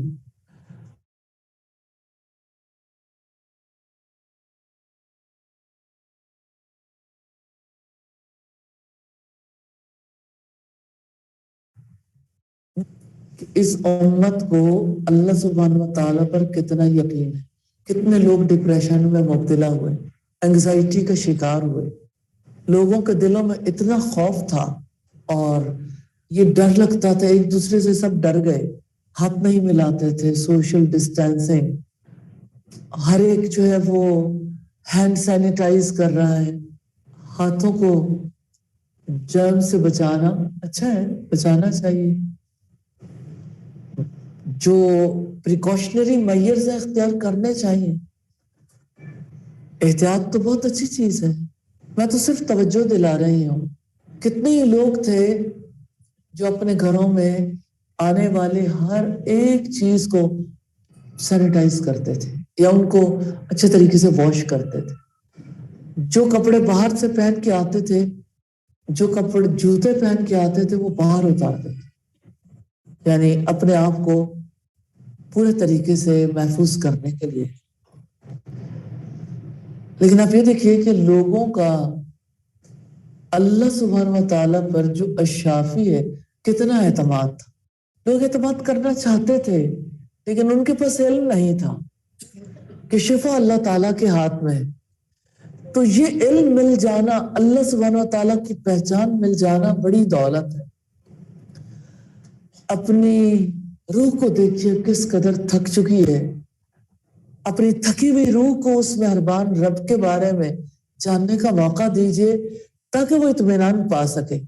الشافی اللہ کے مقدس ناموں میں سے ایک نام ہے. صرف وہی ہے جو اپنے بندوں کے جسموں کو شفا عطا کر سکتا ہے. انسانی زندگی میں بیماریاں آتی رہتی ہیں، کبھی کوئی تکلیف، کبھی کوئی درد، کبھی کوئی زخم. تقریباً ہر جسم کسی نہ کسی بیماری میں مبتلا ہوتا ہے. جو آنکھ کی بیماری سے شفا پا لے وہ سر درد میں مبتلا ہو جاتا ہے. جب سر درد میں آرام آ جاتا ہے جوڑوں کے درد میں مبتلا ہو جاتا ہے. جب جوڑوں کے درد سے نجات ملتی بخار ہو جاتا ہے. جب بخار ہوتا تو بڑی آنکھ کی سوزش ہو جاتی ہے. وہ ٹھیک ہو جائے تو دانتوں میں درد شروع ہو جاتا ہے. یہی سلسلہ چلتا رہتا ہے. جو انسان کے دن رات کتنی بیماریوں میں گزرتے ہیں. اور اب تو صورتحال یہ ہو گئی کہ شاید انسان ویسے اتنا بیمار نہیں ہوتے جتنی دوائیاں کھا کھا کے بیمار ہو جاتے ہیں. اب ڈاکٹرز بھی کہتے ہیں اچھا اتنی دوائیوں کا پلندہ کھانا ہے تو ساتھ میں معدے کی دوائی بھی ساتھ استعمال کر لیں تاکہ معدہ بھی ٹھیک رہے، کیونکہ معدے کے اندر اتنی گنجائش نہیں، اتنی شدت ہے ان میڈیسنز میں جسموں کو بیمار کرنے کی. تو اگر کوئی انسان بالکل تندرست ہو، اس کا کوئی بھائی بیمار ہو، اس کی ماں درد سے کرا رہی ہو، اس کا بیٹا درد سے کرا رہا ہو، یا اس کا کوئی اور پیارا تکلیف سے دوچار ہو، تو ایسا کون ہے جس کے ساتھ نہیں ہوتا؟ یہ زندگی کیسی ہے، بیماریوں، دکھوں اور آہوں سے بھری پڑی ہے. اس لیے اللہ سبحانہ و تعالیٰ نے اپنے آپ کو شفا دینے والا کہا ہے تاکہ ہمارے مصائب اللہ کی رحمت پانے کے لیے اس کے حضور ہم حاضر ہوں، ہم سجدہ ریز ہوں. اور اب دیکھیں کہ جسم کا درد اللہ کی قدرت کی چوکھٹ پر دور ہو جاتا ہے. 3 بار جو بسم اللہ بسم اللہ بسم اللہ کہہ کے اعوذ باللہ وقدرتہ من کل شر ما اجد واحاذر، آپ 7 بار جب یہ پڑھتے ہیں آپ کے درد کو افاقہ ہوتا ہے. اس کا یہ مطلب نہیں کہ علاج نہ کروائیں. مراد یہ ہے کہ اللہ سبحانہ و تعالیٰ پر آپ کو جتنا یقین ہوتا ہے، اللہ تعالیٰ سے جتنا آپ طلب کرتے ہیں، اصل شفا تو وہی دیتا ہے. تو بیماری انسان کے لیے بہت بڑا مسئلہ ہے. بیماری میں انسان اچانک مرجھا جاتا ہے، اس کی خوشحالی اچانک چلی جاتی ہے. بیماری کی وجہ سے آسانی سے گھبرا جانے والے اور فطری طور پر جو کنجوس انسان ہوتے ہیں نا ان کو بڑا دھچکا لگتا ہے کیونکہ اس کی وجہ سے پھر انسان کا بہت سا مال نکل جاتا ہے. تو اللہ سبحانہ وتعالیٰ نے تقدیر میں لکھ رکھا ہے یہ جسم بیمار ہوتا رہے گا اور انسان کو اپنی کمزوری اور بے اختیاری کا یقین آتا رہے گا. انسان کو اگر بیماری نہ آئے, دکھ تکلیف نہ آئے, اگر انسان پر کوئی مصیبت نہ آئے تو انسان تو اچھا بھلا یعنی فرعون بن جائے. انسان جو ہے وہ تو یعنی اپنا اختیار پا کر تو پھولا نہیں سماتا. اللہ تعالیٰ نے انسان کی تقدیر میں بیماری اس لیے لکھی ہے تاکہ وہ بیماری جیسی ایک اور چیز کو یاد کرتا رہے. جانتے ہیں بیماری جیسی وہ چیز کیا ہے؟ موت. بیماری, ہر بیماری سے موت نہیں آتی لیکن بیماری سے موت بھی آ جاتی ہے. جس طرح بیماری صحت کا خاتمہ ہے اسی طرح موت زندگی کا خاتمہ ہے. یاد رکھیے گا اللہ سبحانہ و تعالیٰ نے ہماری قسمت میں موت لکھ رکھی ہے. جیسے بیماری لکھ رکھی ہے, صحت لکھ رکھی ہے, اسی طرح سے موت بھی لکھ رکھی ہے. تو ہماری زندگی کی ہر چیز اس کی نشاندہی کرتی. ہماری پوری باڈی کے سیلز 5 ایئرز میں چینج ہو جاتے, یعنی پوری کی پوری باڈی چینج ہو جاتی ہے. ہماری نیند, بیماری, بڑھاپا ہمیں بتاتے ہیں ہم زندہ سے زیادہ مردہ ہیں, لیکن وہ ہمیں سوچنے پر مجبور کرتا ہے کہ ہم فانی ہیں. یہی وجہ کہ بیماری ہمارے جسموں کو چیخ چیخ کر بتاتی ہے تمہیں ختم ہو جانا ہے, تمہیں نہیں رہنا, تمہیں ختم ہو جانا. اب سوچئے ایک کینسر پیشنٹ کو کتنی جلدی یقین آتا ہے جب ڈاکٹر اسے کہتا ہے 1% چانس ہے, 99% چانس نہیں ہے, ایسی سٹیج پر آپ کا کینسر ہے. اب سوچئے کہ اس کا یقین اپنی موت پر قائم ہو جاتا ہے. اس کو پتا ہوتا ہے کہ اب میرے بچے, اب میری بیوی, اب میرا گھر, اب میرا مال, ہر چیز مجھ سے کھو جائے گا. پھر وہ زندگی میں کسی چیز کو اپنا پیارا نہیں پاتا, ہر چیز سے دل اچاٹ ہو جاتا. پھر وہ موت کے بعد کے بارے میں زیادہ سوچنے لگتا ہے. اب سوچئے جب ہم بیمار ہوتے ہیں تو ہمارا جسم کتنا تھک جاتا ہے. جتنے لوگ بیمار پرسی کے لیے آتے ہیں وہ اپنے سروں پر صحت مندی کا تاج سجائے بھی ہوتے ہیں اور بیمار انہیں دیکھتا ہی رہ جاتا ہے. اللہ اکبر. جب انسان بیماری کے ایسے مقام پر پہنچ جاتا ہے تو اسے موت کی بو آتی ہے, مٹی کی یاد آتی ہے, چاہے اسے محسوس ہو یا نہ ہو. تو جب انسان بیمار ہوتا ہے نا تو اس کو خواب بھی ایسے آتے ہیں, مردوں کے ساتھ ملاقاتیں ہوتی ہیں, سوچ اس طرف جاتی ہے نا, اندرونی ٹوٹ پھوٹ کا آغاز ہو جاتا ہے اور اس کے اثرات ہماری آنکھوں سے بھی نظر آتے ہیں, بے چارگی, بے بسی, اور ہونٹوں میں بھی نظر آتے ہیں, اور ہمارے اعضاء کی کپکپاہٹ میں بھی موت نظر آتی ہے. تو یہ ہے ہمارے اندر کی زندگی, جو زندگی الوداع کہہ دینے کو ہے اور جو زیارت کرنے والوں کو الوداع کہتی ہوئی محسوس ہوتی ہے. اور جب بیماری پوری شدت کو پہنچ جاتی ہے اور آپ محسوس کرتے ہیں کہ اب رخصتی کا وقت آ گیا, تو اللہ تعالیٰ اس بیماری کو آپ کے جسم سے نکل جانے کی اور صحت کو واپس آ جانے کی اجازت دے دیتا ہے. پھر آپ کے گال دوبارہ سرخ ہو جاتے ہیں اور آپ کی کھوئی ہوئی مسکراہٹ واپس آ جاتی. میں نے جس خاتون کا تذکرہ کیا, انشاءاللہ تعالیٰ کوئی وقت آئے گا آپ ان سے ملاقات کریں گی, آپ امیجن ہی نہیں کر سکتے. بہت فیئر کمپلیکشن کی خاتون ہے اور ان کے گال سرخ ہیں. کینسر کے بعد ان کی صحت پہلے سے کہیں زیادہ اچھی ہوگی. کیمو نہیں کروائی تو بال بھی نہیں اترے, اور کیمو نہیں کروائی تو اتنی زیادہ تکلیف بھی لاحق نہیں ہوئی. کیسے شفا ملی؟ بغیر کسی وجہ کی.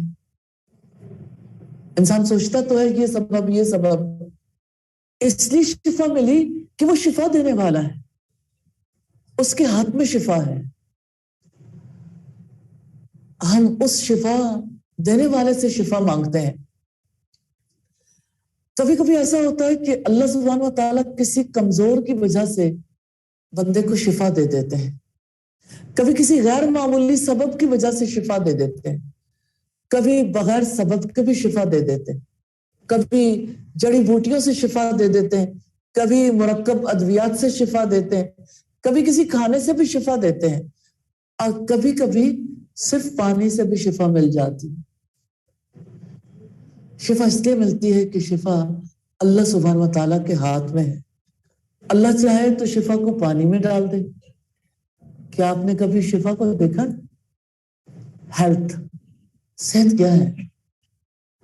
تو اللہ سبحانہ و تعالیٰ چاہے تو شفا کو کسی پانی میں ڈال دے، کسی کھجور میں ڈال دے، دودھ میں ڈال دے، کسی میڈیسن میں ڈال دے. ہم سب جانتے ہیں زمزم کا پانی ہر اس چیز کے لیے شفا ہے، ہر اس چیز کے لیے جس کے لیے وہ پیا جاتا ہے.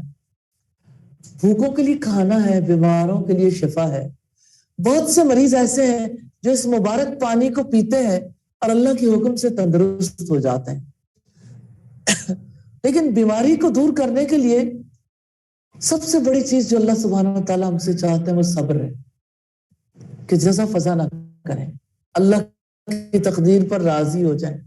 پھر دعا ہے، اللہ سبحانہ و تعالیٰ سے دعا کرنے سے وہ شفا عطا کرتے ہیں. پھر صدقہ ہے، استغفار ہے، توبہ ہے، اور اللہ کی رضا پر راضی ہونے سے اللہ سبحانہ و تعالیٰ شفا دیتے ہیں. اور اللہ تعالیٰ چاہے تو بغیر کسی سبب کے بھی شفا دے دیتے ہیں. اس لیے ہم پر لازم ہے کہ اپنے رب کی طرف لوٹیں. اللہ تعالیٰ یہ چاہتا ہے کہ میرا بندہ میرے پاس واپس آ جائے.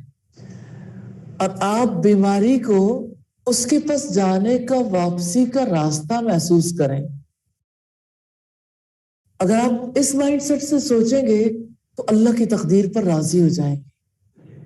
کبھی سجدے کے ساتھ، کبھی توبہ کے ساتھ، کبھی استغفار کے ساتھ، کبھی صدقے کے ساتھ، کبھی اقرار کے ساتھ لوٹیں. نبی صلی اللہ علیہ وسلم نے فرمایا اپنے بیماروں کا علاج صدقے سے کروائیں. صدقہ بہت بڑی چیز ہے. ایک بار اپنے بیماروں سے کہیے، اگر آپ خود بیمار ہیں، ایک بار الشافی کے دروازے پر دستک دے کر تو دیکھیں. پھر علاج کے منتظر رہیں. اس دنیا میں کوئی ایسا ہاسپٹل نہیں جو آپ کو شفا دے سکے اگر اللہ تعالیٰ نہ چاہے. اس دنیا میں کوئی ڈاکٹر ایسا نہیں جو آپ کے مرض کی تشخیص کر سکے جب تک کہ اللہ تعالیٰ ایسا نہ چاہے. بادشاہ کائنات شفا دینے کی قدرت رکھتا ہے.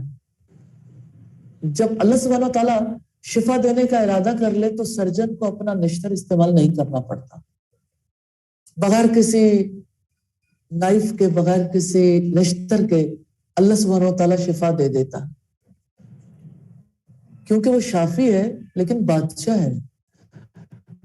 اپنی مخلوق کو بہت بلندی سے دیکھتا ہے، بیماروں کو شفا دیتا ہے.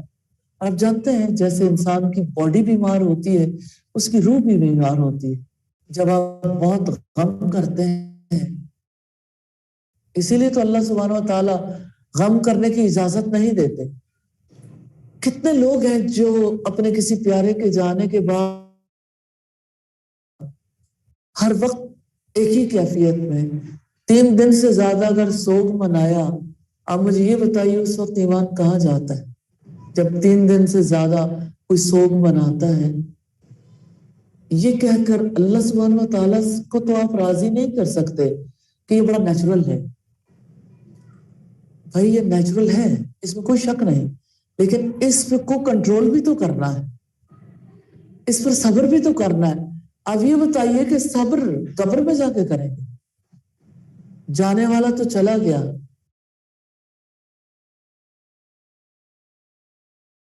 اللہ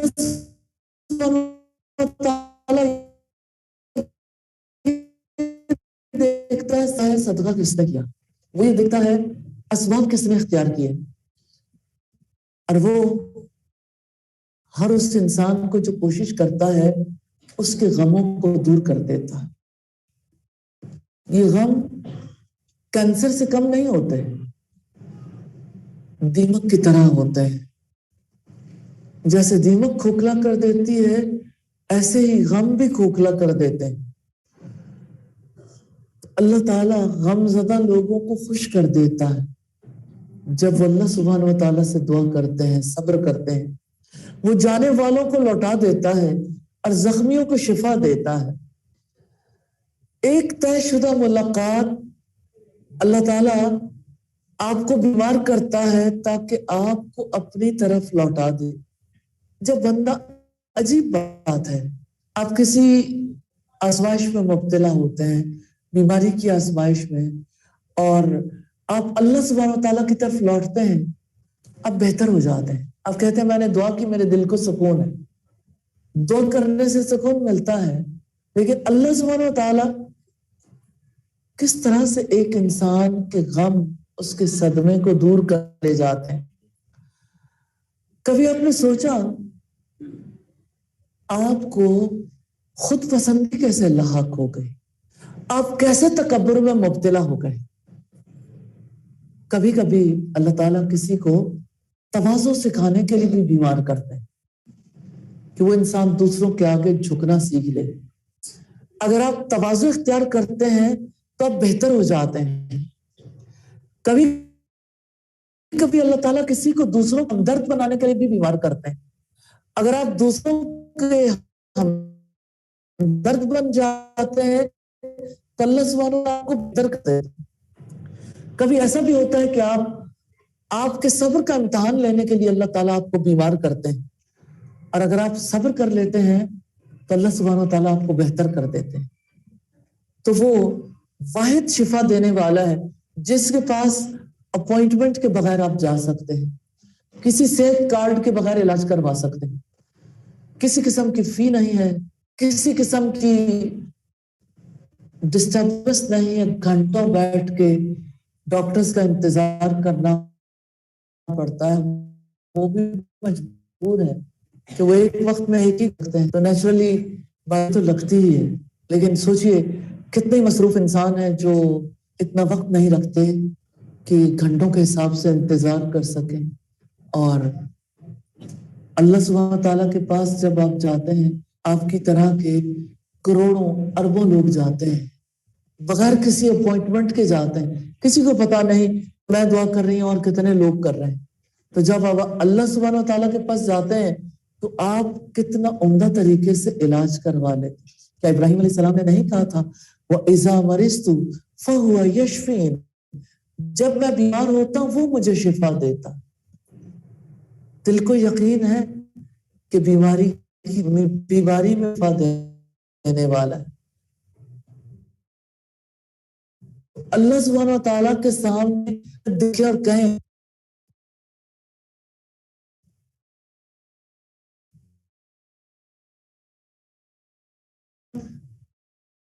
और शिफा का हॉस्पिटल है।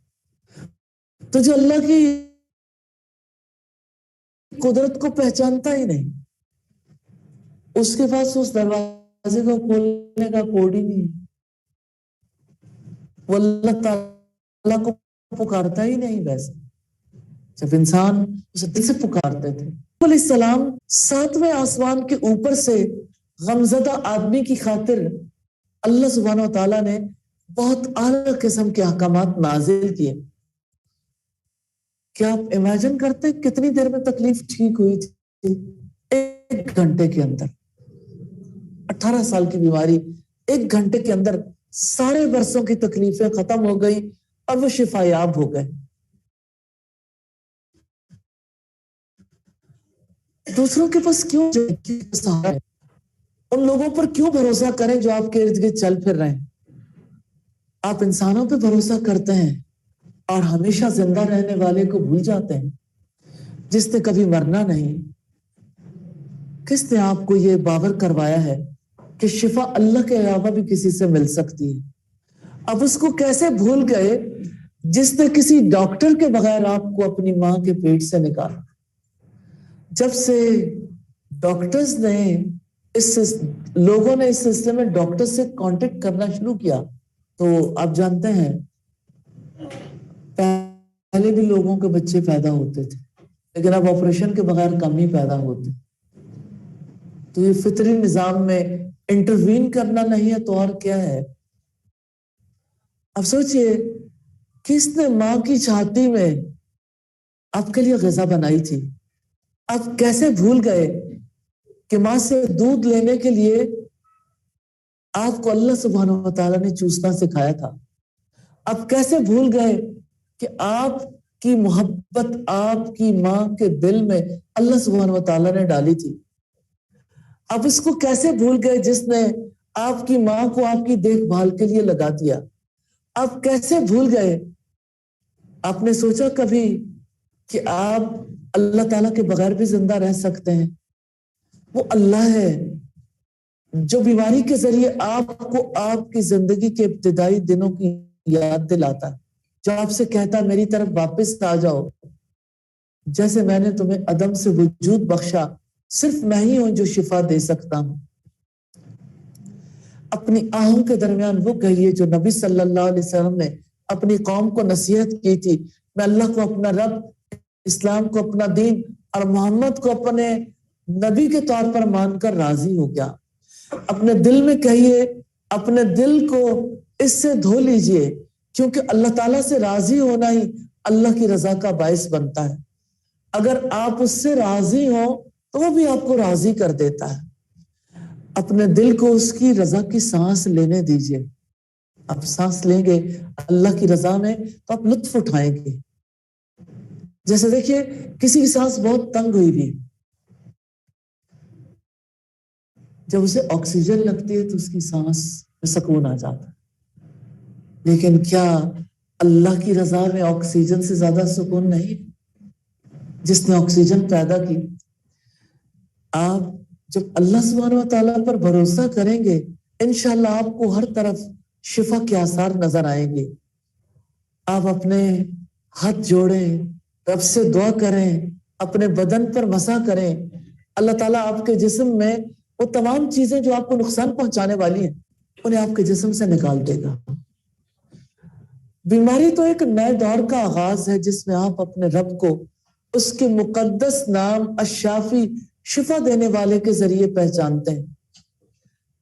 آپ اپنی زندگی میں کتنی بار بیمار ہوئے، کس نے آپ کو شفا دی؟ اللہ سبحانہ و تعالیٰ نے۔ آپ کیوں سمجھتے ہیں کہ بیماری کو اللہ تعالیٰ ٹھیک نہیں کر سکتا؟ یہ ایک ایسا خیال ہے جو سزا کا مستحق ہے۔ ایسے خیال پر اللہ سبحانہ و تعالیٰ سزا دیں گے، کیونکہ اللہ کی ناشکری کی ہے۔ اور یقین کریں بیماری کسی کی سوچ کی سزا بھی ہو سکتی کہ اس نے اللہ سبحانہ و تعالیٰ کے بارے میں اچھا نہیں سوچا۔ پہلے اپنے دل کو صاف کریں، پھر اپنا علم مریض صحت یاب ہونے کے لیے کیا اللہ سبحانہ و تعالیٰ کی اجازت کا منتظر نہیں ہے؟ کوئی آہ ایسی نہیں ہے جسے وہ نہیں سنتا، کوئی درد ایسا نہیں ہے جس کی جگہ کو وہ نہیں جانتا۔ ایک بار جب اس کی مرضی پوری ہو جاتی ہے اور آپ اپنی آہوں کے ذریعے اپنے گناہوں کی ندیوں کو بہا دیتے ہیں تو اللہ تعالیٰ آپ کی صحت کو واپس جانے کا حکم دے دیتے ہیں تاکہ آپ گناہوں سے پاک سرزمین پر چل پھر سکیں، کیونکہ وہ رحیم ہے، رحم کرنے والا ہے، اس لیے شفا دیتا ہے۔ کیونکہ وہ سب کچھ جاننے والا ہے اس لیے ہمیں شفا دیتا ہے۔ کیونکہ وہ نہایت بردبار ہے اس لیے وہ ہمیں شفا دیتا ہے۔ کیونکہ وہ نہایت پاورفل ہے اس لیے وہ ہمیں سزا دیتا ہے۔ کیونکہ وہ ایک اللہ سبحانہ و تعالیٰ ہے اس لیے وہ ہمیں شفا دیتا ہے۔ اگر اس کا ساتھ ہوگا تو یقین کریں آپ ڈاکٹرز کے نمبر ڈیلیٹ کر دیں گے، پھر آپ کو ان سہاروں کی ضرورت نہیں رہے گی، آپ ہاسپٹلز کی جگہوں کو بھول جائیں گے۔ اور اس کا ساتھ ہوگا تو آپ کلینکس کی اپوائنٹمنٹس منسوخ کر دیں گے۔ آپ اپنے کمرے میں ایک نیا ہاسپٹل بنائیں گے جس کا نام ہوگا نماز کارنر۔ پھر آپ اللہ سبحانہ و تعالیٰ کے آگے جھک جائیں گے، اس سے دعا کریں گے۔ تو کیا آپ اپنے گھر میں کسی چھوٹی سی جگہ پر یا کسی بڑی جگہ پر نماز کارنر بنائیں گے؟ آپ تو اپنے گھر سے جائے نماز فوراً اٹھا دیتے ہیں، جہاں جائے نماز بچھاتے ہیں اس کو بچھا نہیں رہنے دیتے، کیونکہ آپ جائے نماز سے زیادہ کچھ اور چیزوں کو زیادہ اہم سمجھتے ہیں۔ ایسا نہیں ہوتا۔ اپنے گھروں میں نماز کارنر بنائیے اور اپنی نمازوں کو محمد صلی اللہ علیہ وسلم جیسی نماز بنائیے، کیونکہ رسول اللہ نے فرمایا سلو کما رأیتمونی اصلی، نماز اس طرح پڑھو جیسے مجھے پڑھتے دیکھتے ہو۔ آپ کو اس چیز کی ضرورت ہے کہ آپ اللہ سبحانہ و تعالیٰ سے اپنے سجدوں کی اپوائنٹمنٹ لے لیں، دعا کر لیں۔ آپ کی دعا ہی درخواست ہے کہ آپ اللہ سبحانہ و تعالیٰ سے کہیں کہ اللہ مجھے سجدے کرنے کی توفیق عطا کر دے۔ اپنے دل میں صرف ایک نام رکھے، الشافی، یا اللہ تو شفا دینے والا ہے، ہر کمزور کو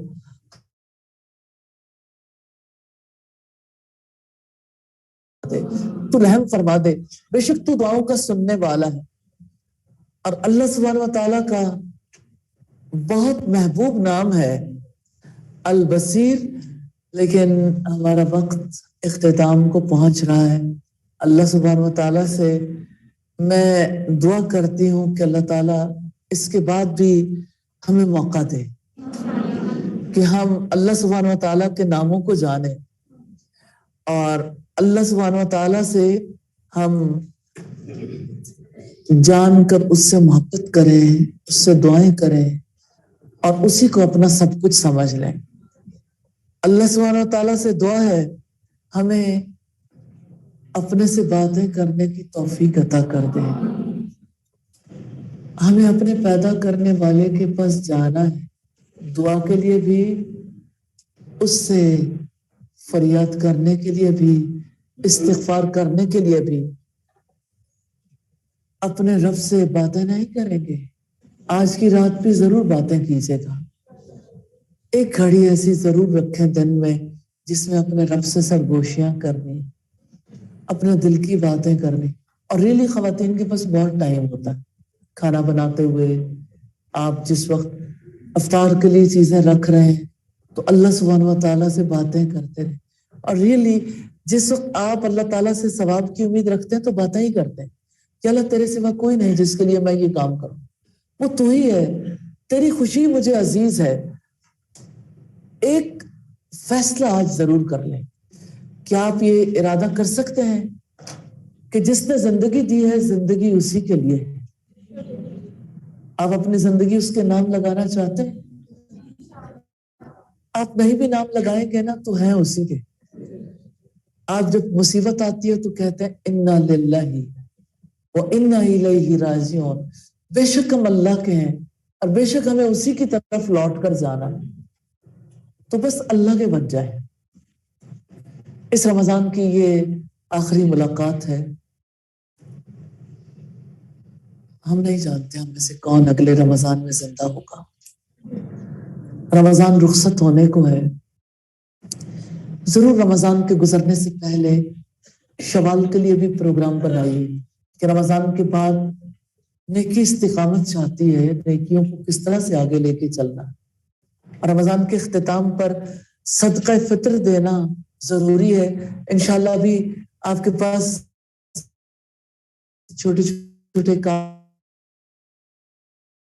پہنچیں گے صدقہ فطر کا، عید کے آداب والے سے بھی، تو آپ اس میں بہت سادگی کے ساتھ چند باتیں جس سے آپ گھر میں ہوگا تو آپ کنسلٹ کر سکیں گے، بار بار دیکھ سکیں گے، دوسروں کو بتا سکیں گے کہ آپ ان سے ضرور فائدہ اٹھائیے اور عید کی نماز پڑھنے کے لیے ضرور جانا ہے۔ نبی صلی اللہ علیہ وسلم نے حکم دیا عورتوں کو اور لڑکیوں کو بھی گھروں سے نکالیں۔ ایک خاتون نے کہا کہ ہمارے پاس تو اتنی چادریں ہی نہیں، آپ نے فرمایا دو ایک چادر میں لپٹ جاؤ، لیکن مسلمانوں کی نماز پڑھنے کی جگہ پہ ضرور آنا ہے، عید میں ضرور جانا ہے۔ اور اس کے لیے حائضہ خواتین اور بچیاں نماز کی جگہ سے الگ رہیں گے اور جس وقت دعا ہوگی تو سب لوگ مل کے دعا. یہ ہماری کتنی پیاری عید ہے, کتنا پیارا سلسلہ ہے جس میں ہم اللہ کے فضل سے محروم نہیں رکھے گئے. کیا آپ پسند کریں گے کہ آپ کھانا بنانے کے لیے اور مہمانوں کی آمد کے لیے گھر بیٹھے رہ جائیں؟ خواتین تو عید کی صبح میں جلدی تیار بھی نہیں ہوتی کہ ٹھیک ہے مرد گھر سے چلے گئے, اب گھر صاف کر لیں, پھر اس کے بعد وہ غسل کریں گی, تیار ہوں گی, پھر مرد آ جائیں گی, پھر ان کے ساتھ مصروف ہو جائیں گی. کو کھو دیا. 2 رکعت نماز اور دعا, یہی تو عید تھی. اگر اسی کو کھو دیا تو آپ کے حصے میں تو صرف کام ہی آئے نا, آپ کو اور کیا ملے گا؟ عید کی اصل عید کی نماز, اور جو بھی روزے رکھتا ہے اور جو بھی اللہ سبحانہ و تعالیٰ کے لیے قیام اللیل کرتا ہے, نیکیاں کرتا ہے, جب وہ عید کی تکبیرات کہتے ہوئے عیدگاہ میں پہنچتا ہے تو فرشتے اللہ سبحانہ و تعالیٰ کی طرف سے اجر دینے کے لیے آتے ہیں. ان کے ساری نیکیاں جو ہے پورے منتھ کی, اس کا فیصلہ ہوتا ہے. تو جب اجر کا موقع آئے گا تو آپ غائب ہوں گے. عید کی نماز پڑھنے کے لیے ضرور جانا ہے انشاءاللہ, اور آئندہ بھی انشاءاللہ تعالی رمضان کے بعد بھی راتوں کو قیام کرنا ہے. جو یہ جانتا ہے کہ نیند موت کی طرح ہوتی ہے تو اپنی نیند کو توڑ کر ضرور اٹھیں. ان ناشیۃ اللیل ہی اشد وطئا واقوم قیلا, بے شک رات کا جاگنا نفس کو کچلنے کے لیے اور بات کی مضبوطی کے لیے بڑا کارگر ہے. آپ جانتے ہیں جب رات کا آخری حصہ ہوتا ہے تو اللہ سبحانہ وتعالی ندا ہے کوئی جو مجھ سے طلب کروں, ہے کوئی جو تو میں اس کی مانگ پوری کر دوں, ہے کوئی بخشش طلب کرنے والا کہ میں اس کو بخش دوں. تو جو اللہ سے محبت کرتا ہے وہ ساری رات کیسے سو سکتا ہے؟ ان کے لیے علم ناگزیر ہے. آج مسلمانوں کی نسلیں راتیں کہاں گزارتی ہیں؟ ایمان کی حرارت کچھ اور طرح کی محفلوں کو گرم رکھتے ہیں. اللہ تعالیٰ ہماری نسلوں